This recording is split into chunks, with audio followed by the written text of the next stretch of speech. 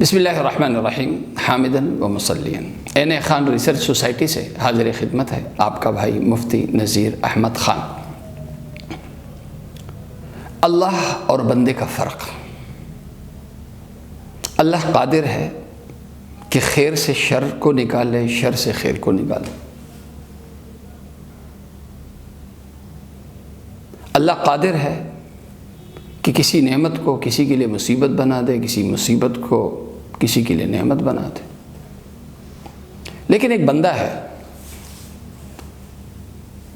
کہ جو پابند ہے اسباب اختیار کرنے پہ۔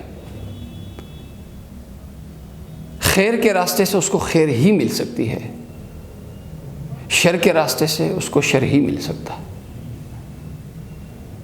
خیر سے شر کو، شر سے خیر کو نکالنا یہ بندے کے بس کی بات نہیں۔ میں لوں راستہ شر کا اور میں کہوں مجھے خیر ملے، ایسا ممکن نہیں۔ لیکن بندے کو مایوسی وہاں ہوتی ہے کہ جہاں بندے نے راستہ صحیح اختیار کیا ہوا ہوتا ہے، اپنی پلاننگ تدبیر اس نے صحیح کی ہوئی ہوتی ہے، اپنی سکلز کو، تجربات کو اور تجربہ کار لوگوں سے ٹیلنسی کر کے، مشورہ کر کے اس نے تدبیر کا راستہ بھی صحیح اختیار کیا ہوا ہوتا ہے، ساتھ ساتھ اس نے اعمال بھی اختیار کیے ہوئے ہوتے ہیں، صدقہ خیرات، استخارہ یہ بھی کیا ہوا ہوتا ہے۔ اس کے باوجود جب اسے نتیجہ نہیں ملتا تو اس کا دل ٹوٹ جاتا ہے۔ اس کے دل میں طرح طرح کے اوہام جگہ لے لیتے ہیں۔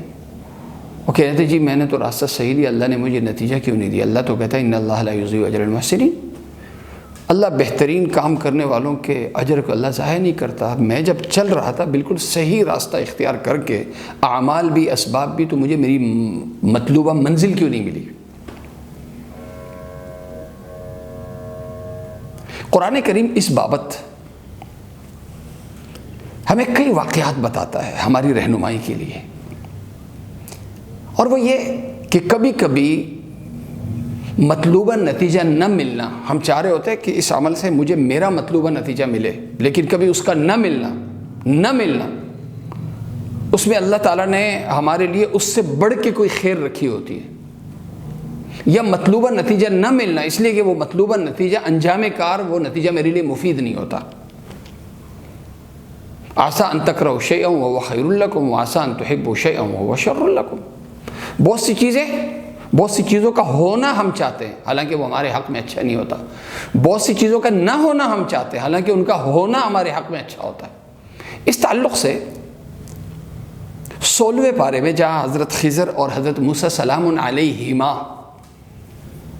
کا سفر ہے، وہاں پہ صرف 2 واقعات میں کوٹ کروں گا وقت کے اختصار کی وجہ سے، حالانکہ 4 مضبوط واقعات، دوسرے 2 واقعے کسی اور موقع پہ۔ ان میں سے ایک ہے کہ ظاہر کچھ ہے اور اس کا نتیجہ اور انجام کچھ ہے۔ اس میں یہ کہ فانطلقا حتی اذا رکبا فی السفینۃ، کہ حضرت خضر اور حضرت موسیٰ سلام علیہما ایک کشتی پہ سوار ہوتے ہیں۔ کشتی والے بڑے نیک ہوتے ہیں، ان سے کرایہ بھی نہیں لیتے ہیں، ان کی خدمت بھی کرتے ہیں، لیکن حضرت خضر سلام علیہ اس کشتی کے اندر سوراخ کر دیتے، ایک فالٹ اس میں پیدا کر دیتے ہیں کہ وہ کشتی جو ہے وہ پھر دوسری دفعہ میں سمندر میں لانے کی وہ قابل نہیں ہوتی۔ اس نے جانا ہے مکینک کے پاس اور اس کی مرمت ہونی ہے، اور اس میں ہفتہ 2 ہفتے مہینہ لگنا ہے۔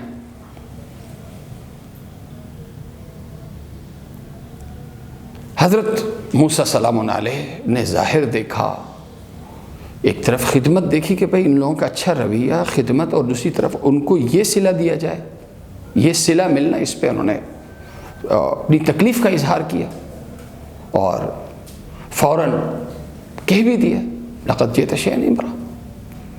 اس کا جواب جو حضرت خضر سلام علیہ نے یہاں دیا ہے، اما السفینۃ فکانت لمساکین یعملون فی البحر فاردت ان اعیبها وکان وراءهم ملک یاخذ کل سفینۃ غصبا۔ یہ آیت نمبر 79 ہے، سورہ کہف ہے، کہ یہ جو کشتی ہے یہ غریب لوگوں کی کشتی ہے، اور یہ ان کا واحد ذریعہ معاش ہے۔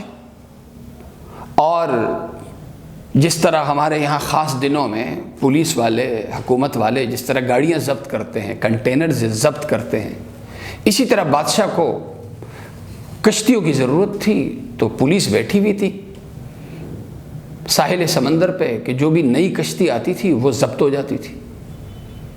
تو اس خطرے کے پیش نظر کہ کہیں یہ کشتی ضبط نہ ہو جائے، اس کے اندر سوراخ کر دیا، اور پھر یہی ہوا کہ جب وہ کشتی ساحل پہ پہنچی، چیک کی گئی تو پتہ چلا کہ جی کشتی کے اندر فالٹ ہے، اس لیے وہ ضبط نہیں ہوئی۔ اگر ضبط ہو جاتی تو جو واحد ذریعہ معاش تھا وہ ان سے چھن جاتا۔ اب یہ واقعہ بتاتا ہے کہ اب یہ جو غریب مساکین تھے، ان کے ساتھ جو کچھ ہوا اچھا نہیں ہوا۔ اسی طرح قدرت کبھی کبھی ہمارے ساتھ اچھا کوئی مطلب جو کرتی ہے اس پہ بھی ہمیں افسوس ہوتا ہے، جو ان کے ساتھ ہوا وہ بھی قابل افسوس ہوا۔ لیکن اس چھوٹی مصیبت، یہ جو چھوٹی ایک مصیبت تھی، پریشانی تھی، اس چھوٹی پریشانی، اس چھوٹی مصیبت کے ذریعے اللہ نے ان مساکین، ان غریبوں کو، ان غریب لوگوں کو اللہ تعالیٰ نے ایک بڑی مصیبت سے بچانا تھا، اور وہ تھا کشتی کا چھن جانا۔ تو یہ واقعہ بتاتا ہے کہ کبھی کبھی راہ چلتے چلتے منزل نہیں ملتی، بلکہ ہمیں پریشانی مل جاتی ہے۔ راستہ ہم نے صحیح لیا ہوا ہوتا ہے، لیکن بجائے نتیجہ ملنے کے، منزل ملنے کے، ہمیں ناکامی مل جاتی ہے، مصیبت حصے میں آ جاتی ہے، پھر ہمیں قدرت پہ غصہ آ جاتا ہے۔ لیکن کبھی کبھی چھوٹی پریشانی، کبھی کبھی کوئی پریشانی یا ناکامی ہوتی ہے، دراصل وہ سبب ہوتی ہے کسی بڑی پریشانی کو روکنے کی، وہ سبب بنتی ہے، وہ پریشانی سبب بن جاتی ہے کہ وہ پریشانی روک دیتی ہے کسی بڑی مصیبت کو۔ جیسے یہاں ہوا، کشتی میں فالٹ آیا، اب ظاہر ہے فالٹ کا علاج ہو سکتا ہے، مہینہ، ہفتہ، کچھ دن کشتی کھڑی ہوگی اور اس کے بعد ٹھیک ہو جائے گی، دوبارہ سمندر میں آ جائے گی۔ لیکن اگر ٹھیک ہوتی تو یہ والا مسئلہ آ جاتا۔ دوسرا جو واقعہ ہے وہ ہے کہ نیک والدین ہے، نیک والدین کی اکلوتی اولاد، واحد سہارا ایک بیٹا ہے۔ حضرت خضر سلام علیہ نے اس کو شہید کر دیا۔ اس پہ حضرت موسیٰ سلام علیہ نے اعتراض اٹھایا، لیکن وہاں یہ جواب ہے، وَأَمَّا الْغُلَامُ فَكَانَ أَبَوَاهُ مُؤْمِنَيْنِ فَخَشِينَا أَن يُرْهِقَهُمَا طُغْيَانًا وَكُفْرًا فَأَرَدْنَا أَن يُبْدِلَهُمَا رَبُّهُمَا خَيْرًا مِّنْهُ زَكَاةً وَأَقْرَبَ رُحْمًا۔ دیکھنے کے اعتبار سے والدین نیک ہیں، تو اللہ کی طرف سے، قدرت کی طرف سے تو ایک سہارا اور ملنا چاہیے تھا، قدرت کی طرف سے تو اس واحد سہارے کی حفاظت ہونی چاہیے تھی۔ والدین کا کوئی قصور بھی نہیں تھا، ایک پیغمبر آتا ہے اور اسے چھانٹا مارتا ہے اور اسے شہید کر دیتا ہے، قتل کر دیتا ہے۔ ظاہری اعتبار سے یہ کوئی انصاف نہیں، اس سے ان کے والدین کو، اس بچے کے والدین کو کتنا دکھ ہوا ہوگا۔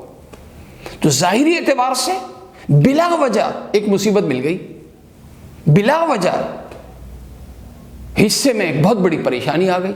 لیکن یہ پریشانی دراصل اس لیے آئی کہ اس پریشانی کی وجہ سے اللہ تعالیٰ نے، اسی آیت کے اندر ذکر ہے، اللہ نے ایک بڑی پریشانی سے بچانا تھا، اور وہ تھی گمراہی۔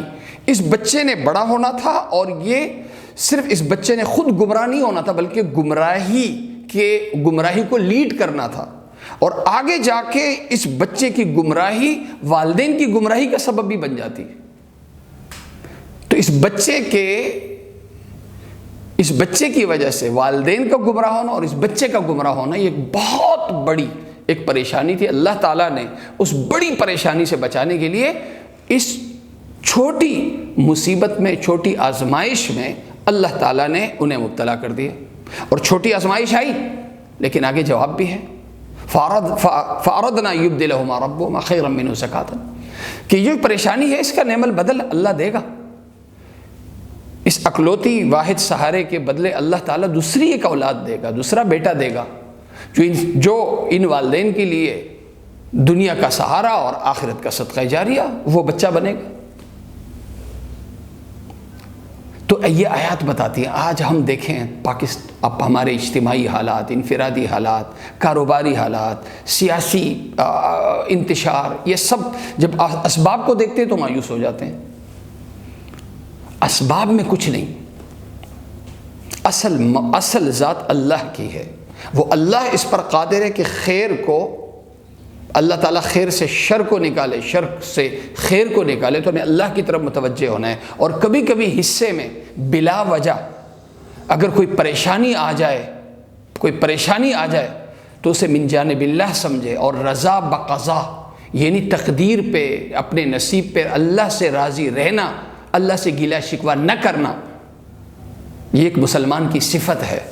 اب رضا بقضا ہو، نتیجہ نہ مل کے، پریشانیاں مل کے، رضا بقضا ہو اور دل مایوس نہ ہو، دل نہ ٹوٹے، مورال نہ ٹوٹے، حوصلہ نہ ٹوٹے، اس کا کیا طریقہ ہے؟ اس کا طریقہ یہ دو واقعات ہیں کہ ہم یہ دیکھیں کہ اللہ تعالیٰ نے مجھے میرا مطلوبہ نتیجہ اگر نہیں دیا، مجھے میری مطلوبہ منزل نہیں ملی، تو ضرور اللہ تعالیٰ نے اس سے بڑی کوئی کامیابی اللہ نے میرے لیے رکھی ہوگی۔